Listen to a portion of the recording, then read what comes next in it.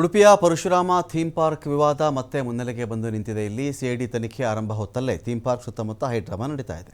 CID ತನಿಖೆ ಆಗಬೇಕು, ಅದೇನೋ ಕಂಚಿನ ಪ್ರತಿಮೆ ಮಾಡ್ತೀವಿ ಅಂತ ಹೇಳಿ ಸುಮಾರು 100 ಕೋಟಿ ವಿಚಾರ, ಆ ಒಂದು ಪ್ರತಿಮೆನೂ ಸೇರಿ ಪಾರ್ಕ್ ಎಲ್ಲ ಮಾಡ್ತೀವಿ ಅಂತ ಹೇಳಿ ಸಾಕಷ್ಟು ಹಣವನ್ನು ಇದಕ್ಕೆ ಸುರಿದ ಮೇಲೆ ಇದು ಕಂಚಿನ ಪ್ರತಿಮೆ ಅಲ್ಲ, ಇದೊಂದು ಫೈಬರು ಸ್ವಲ್ಪ ಪ್ಲಾಸ್ಟಿಕನ್ನು ಬಳಸ್ಕೊಂಡು ಮಾಡಿದ್ದಾರೆ ಅಂತ ಗೊತ್ತಾಗುತ್ತೆ. ಕೆಲವು ಕಡೆ ಕರಗ್ತಾ ಇದೆ, ಕೆಲವು ಕಡೆ ಟೊಳ್ಳಾಗಿತ್ತು, ಕೆಲವು ಕಡೆ ಏಟು ಬಿದ್ದಿತ್ತು, ಕೆಲವು ಕಡೆ ಬಿರುಕು ಬಿಟ್ಟಿತ್ತು ಅಂದಾಗ ಜನಗಳಿಗೆ ಅನುಮಾನ ಬಂದು ಇದನ್ನು ಟೆಸ್ಟ್ ಮಾಡೋಕ್ಕೆ ಶುರು ಮಾಡ್ತಾರೆ.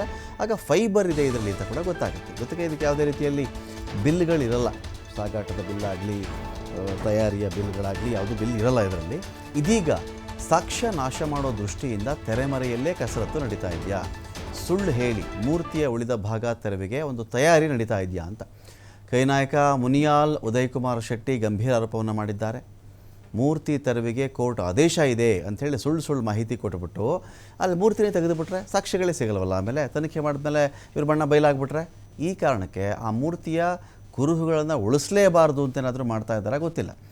ಮೂರ್ತಿ ನಿರ್ಮಿಸಿದ್ದಂತಹ ಕ್ರಿಶ್ ವರ್ಲ್ಡ್ನಿಂದ ನಿರ್ಮಿತಿ ಕೇಂದ್ರದ ಅಧಿಕಾರಿಗಳಿಗೆ ಪತ್ರ ಕೂಡ ಹೋಗಿದೆ, ಪತ್ರ ಕೂಡ ಬರೆದಿದ್ದಾರೆ. ಅವರು ಮೂರ್ತಿ ತೆರವುಗೊಳಿಸೋದಕ್ಕೆ ಅನುಮತಿ ಕೊಡಿ ನಮಗೆ ಅಂತ ಅವರು ಪತ್ರವನ್ನು ಬರೆದಿದ್ದಾರೆ.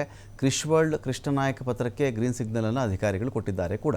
ನಿರ್ಮಿತಿ ಕೇಂದ್ರದ ನಡೆ ವಿರುದ್ಧ ಹೋರಾಟಗಾರರು ಆಕ್ರೋಶವನ್ನು ಹೊರಹಾಕಿದ್ದಾರೆ.